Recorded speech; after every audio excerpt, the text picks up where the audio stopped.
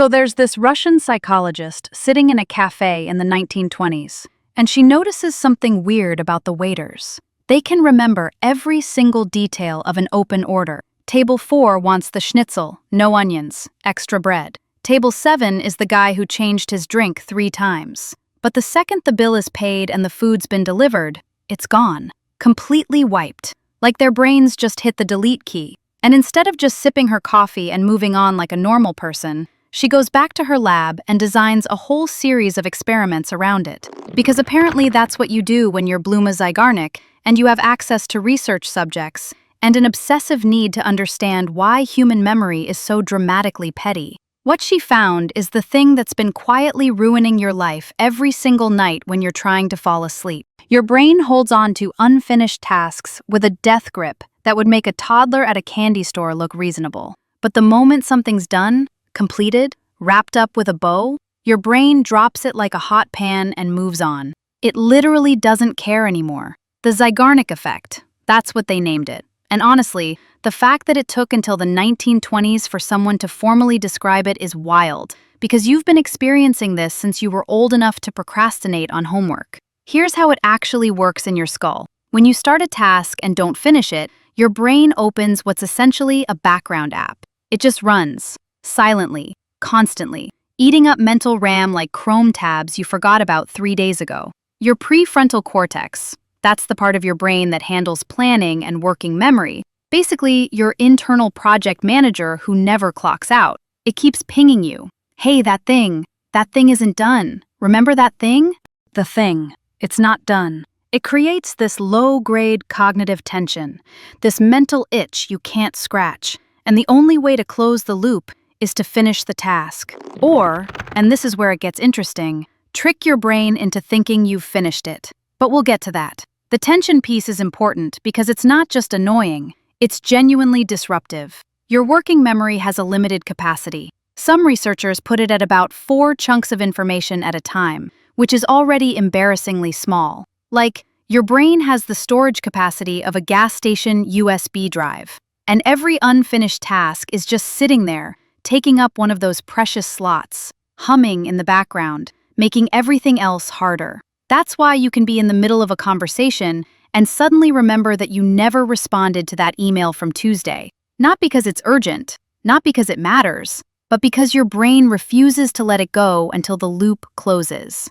Okay, but here's where it gets genuinely weird. The tension isn't proportional to how important the task is. Your brain doesn't care if it's finish the quarterly report or look up what that actor was in. Both get the same treatment. Both get the same nagging background process. Which means your mental bandwidth is being hijacked equally by career-defining responsibilities and by the fact that you still haven't Googled whether otters hold hands when they sleep. They do, by the way. You're welcome. One loop closed. And that's not even the unhinged part. Because some researchers, and I genuinely respect whoever submitted this grant proposal, actually tested whether the Zeigarnik effect gets stronger the closer you were to finishing. And yeah, it does. Getting interrupted at 90% completion is psychologically worse than getting interrupted at 10%. It's like your brain's internal progress bar gets more aggressive the closer it gets to done. You know that feeling when a video buffers at 99%? That specific rage? That's your Zeigarnik effect on steroids. Your brain is screaming at you that you were right there, and now the loop is open, and it will haunt you until the sun explodes or you finish it, whichever comes first. Which brings us to the thing nobody told you about. You can actually weaponize this. Like, flip the whole thing around and use your brain's obsessive need for closure as a productivity engine instead of a sleep-destroying nightmare. Writers have been doing this forever, whether they knew the science or not. Hemingway used to stop writing mid-sentence, not at the end of a chapter, not at a good stopping point, mid-sentence. And people thought he was just being dramatic and Hemingway about it, but the man was basically hacking his own Zeigarnik effect. By leaving the work unfinished in the most irritating way possible, his brain couldn't stop chewing on it overnight. So when he sat back down the next morning, the words were already queued up, ready to go, like his subconscious had been working the night shift without asking for overtime. You can do the same thing, and you don't need to be writing the next great American novel to pull it off. Starting a task, even just barely, is often enough to trigger the effect. That's why the "just do 5 minutes" advice actually works. And it's not just some motivational poster nonsense. Once you start, your brain opens the loop.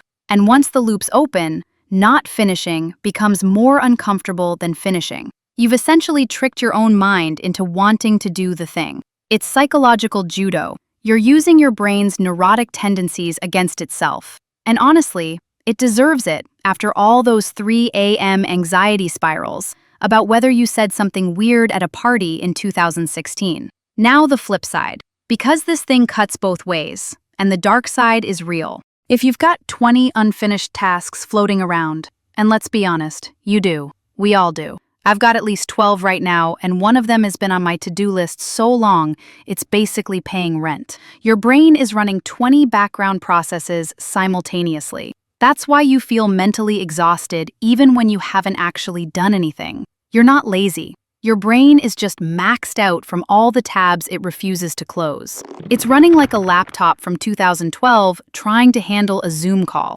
Fans spinning, everything hot, vaguely threatening to shut down without warning. So here's the actual practical thing you can do tonight. David Allen, the guy who created the Getting Things Done system, figured this out without ever using the word Zeigarnik. His whole method is basically get every unfinished task out of your head and into a system. Write it down, put it in an app, tattoo it on your arm, I don't care.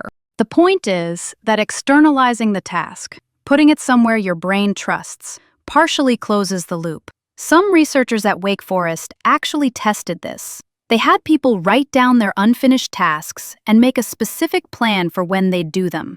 Not finish them, just plan them. And the mental nagging dropped significantly. Your brain basically went, "Oh, cool, there's a plan?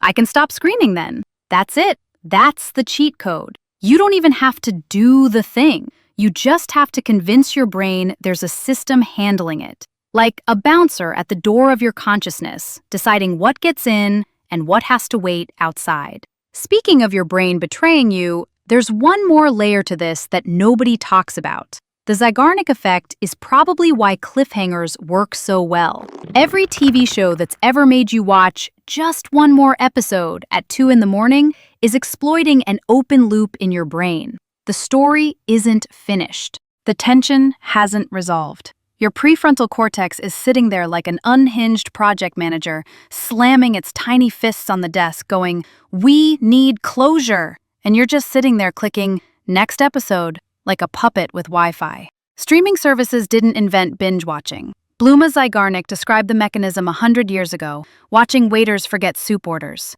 So the next time you're lying in bed at midnight and your brain suddenly reminds you about that library book you forgot to return in 2019, just know, that's not a character flaw. That's a feature of human cognition that a Russian psychologist figured out because she was weirdly observant about cafe staff. Your brain isn't broken. It's just running software that was designed for tracking incomplete mammoth hunts, and it has absolutely no idea what to do with your inbox. That library book, though, you should probably deal with that. The loop's open now. Good luck sleeping.